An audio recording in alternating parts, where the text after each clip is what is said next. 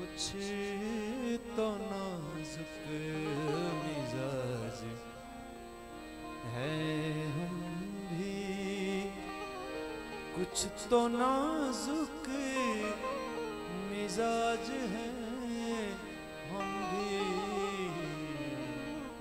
और ये चोट भी नहीं है।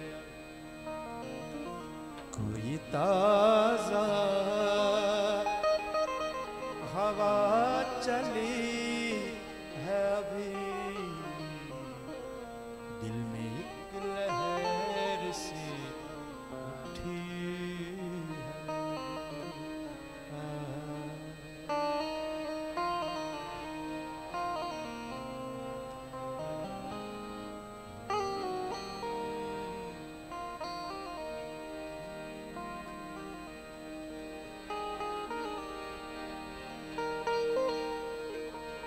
भरी दुनिया में जी नहीं लगता, भरी दुनिया में जी नहीं लगता, जाने किस बात की कमी है। कोई ताजा हवा चली है अभी, दिल में एक लहर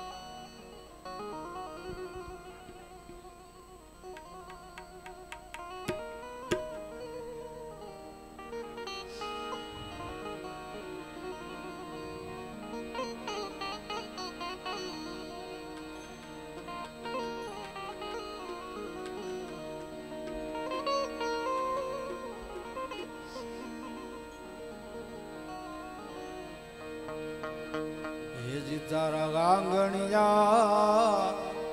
ए पूछीने जे पोयावे रे आवकारो मीठो आप जे रे ए चितर काले रे ए संकट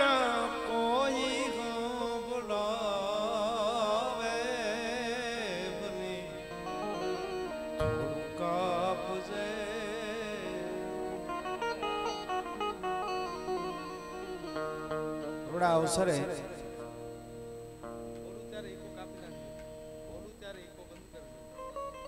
તમે રંગ રાખ્યો છો આજ, વાહ બહુ સરસ.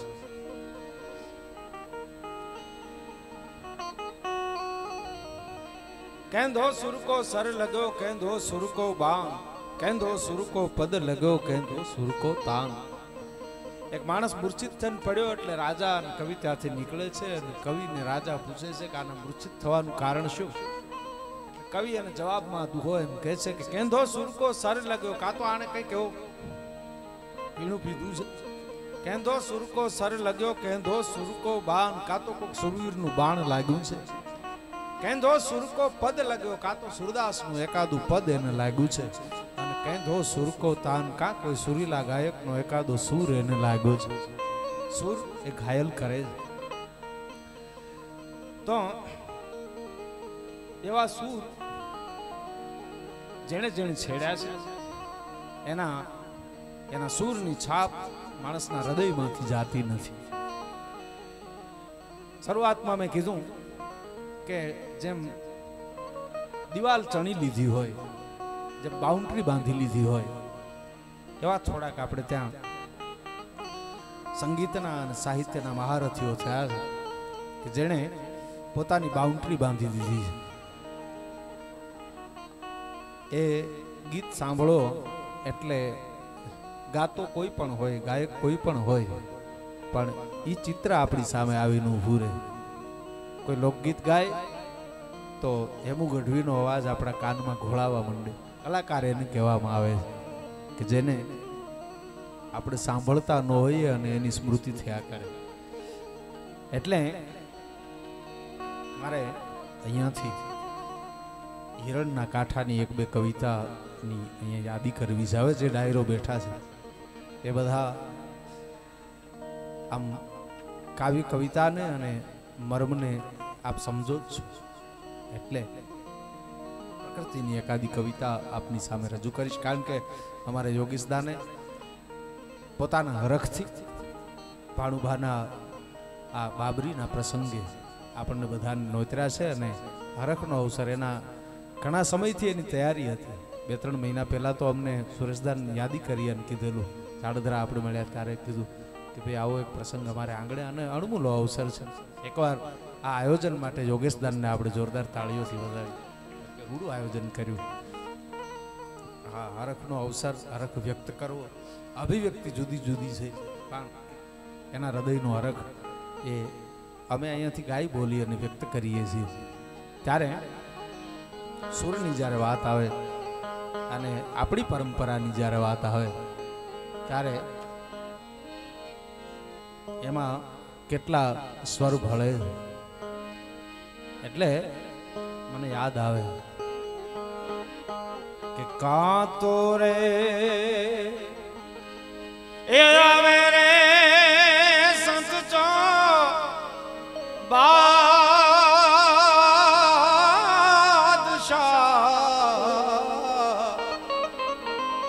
એ વારી જાવ કાંતો રે આવે લાલ મણિયાર મણિયારણો રે જીવે કોરલ જો સાહેબો રે એ ભામરિયા હાલાળો રે મણિયાર. બ્રિજરાજ અમારો ભાણેજ છે, એટલે એના બાબરીના પ્રસંગે આવ્યો છું, પણ હું મામો થાઉં છું એટલે એકાદ લગ્ન ગીત ગાઉં સુરેશદાનેનું. હા, આજે એને લડાવવાનું, કારણ કે એ આજ તો વરરાજનું છે, આજે એના એ પ્રસંગે આપણે મળ્યા છીએ. એટલે અમે નરેશદાન હારે બહુ ગાઈ છીએ હમણાં લગ્ન ગીતો. અમારું જામી ગયું છે એમ કહી તો હાલે હે. કોયલ બેઠી આંબલી જાની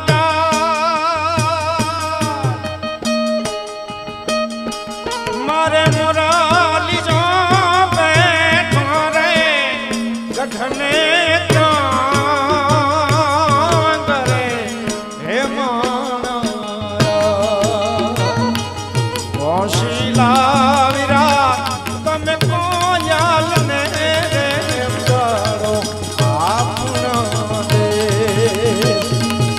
અંતરિયા વીરા હવે મમ્મી યાદ લઈ જાઓ આપને કોયલ માંગે કોયલ માંગે કડલાની જાન મારે મોરાલી જાન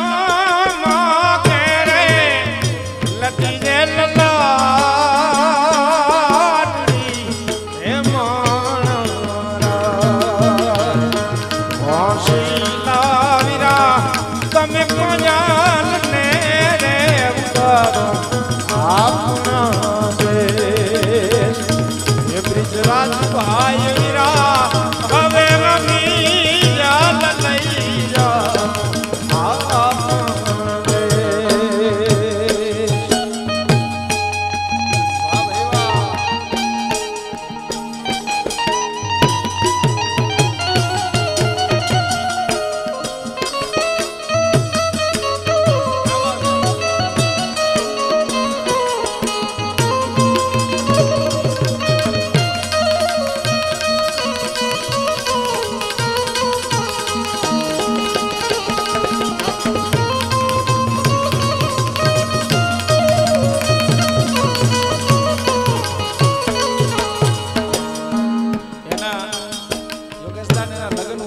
પ્રોગ્રામ કરવા છે, એના લગ્નમાં લગ્ન ગીત ગાવા છે મારે, એટલે આ તો હું ખાલી આમ ઝલક આપું છું, પછી મજા કરવાના છે.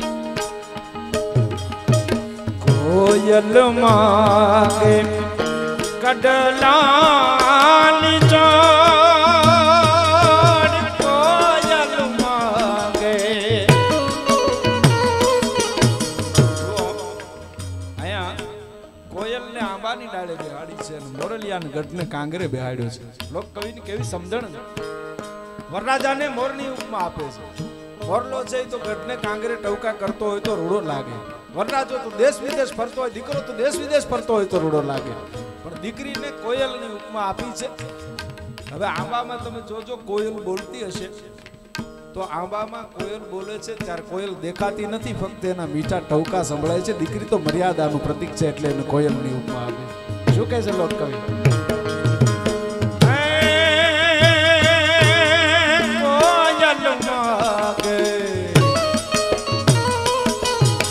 કોયલ માગે કડલાની ચોર, મારે મોરલી જો માગે રે લટજે લાડની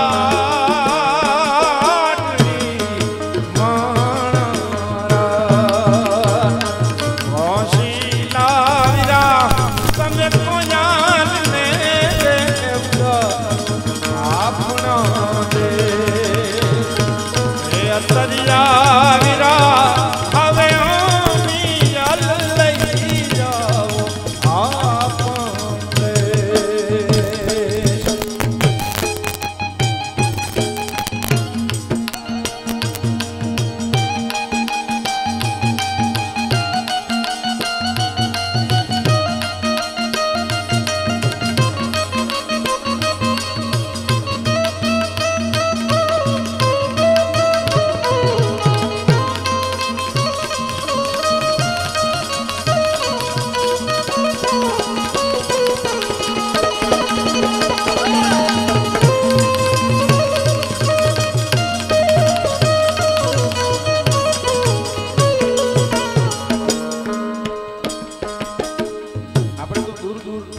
સગાવાલા હોય, જાન જોડીને આવે એટલે સ્વાભાવિક થોડું પહેલા મોડું થાય તો દીકરી પક્ષે ચિંતા વ્યક્ત થાય છે. આપણે ત્યાં એક લગ્ન ગીત ગવાય છે.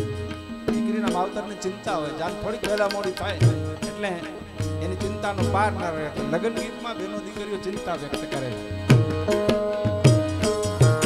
સાંજ રે એ પડીને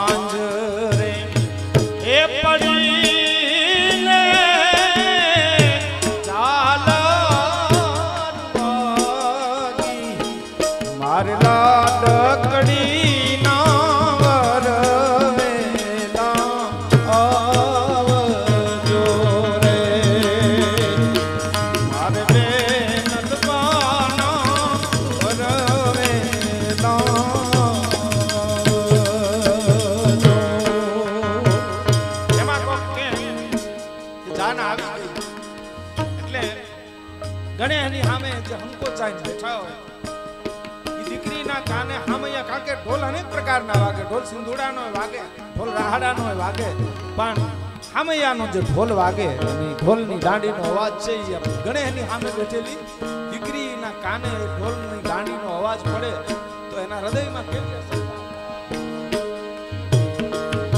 એવા ઢોલ રે એવા ગાવે હૈયા રે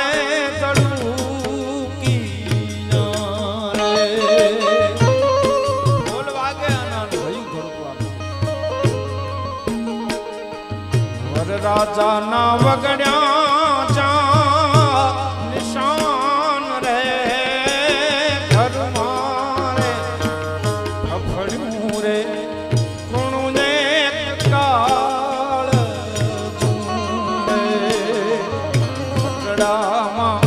એવા કી કઈ ઘમસાણ રે ઢોલ રે વાગ્યા હજારે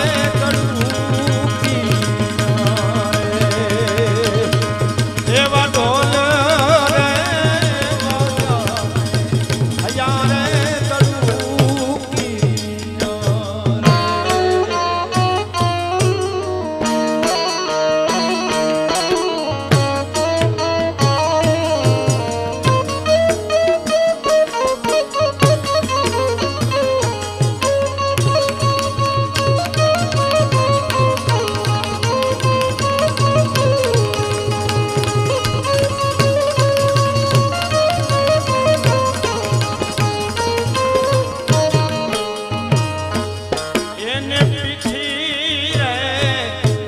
ચડી અને બાળા પણ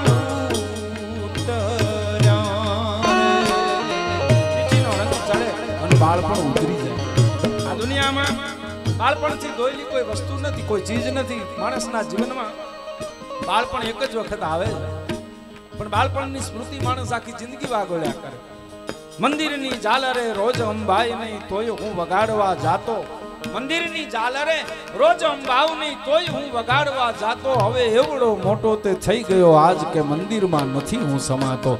આ મોટપની જે છાયા પડી જાય વાગેલી મોય મારી પાછી થઈ જાતા અને ઉપરથી ગાલે પડવાળે. નાનપણમાં ભાણેજ આવ્યો હોય તોફાન કરતો હોય તો મોય એની લાગી જાય તો કઈ એને ખીજાવાનું ન હોય. મોય પાછી થઈ જાય ભાણુભા ધીરે બાપા ધીરે રમો થોડું ધ્યાન રાખો એટલું કહી અને નીકળી જાય. વાગેલી મોય મારી પાછી થઈ જાતા ઉપરથી ગાલે પંપાળે પણ મોટપની છાયા પડી ગઈ માથડે કે હવે માનુની મુખડા છુપાવે.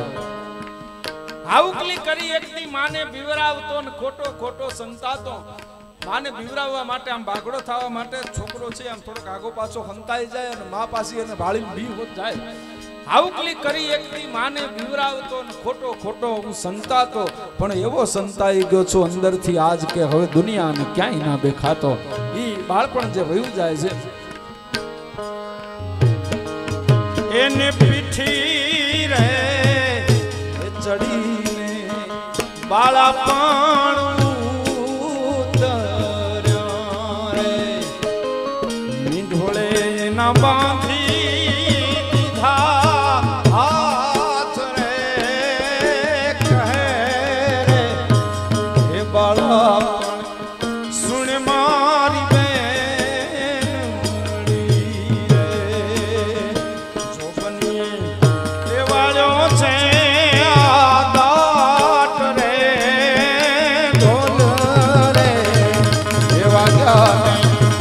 યારે ધડુકી એવા ઢોલ રે વાગ્યા યારે ધડુકી. પણ કેસરિયાળો આખું ઘરનું ફળિયું લઈને હાલે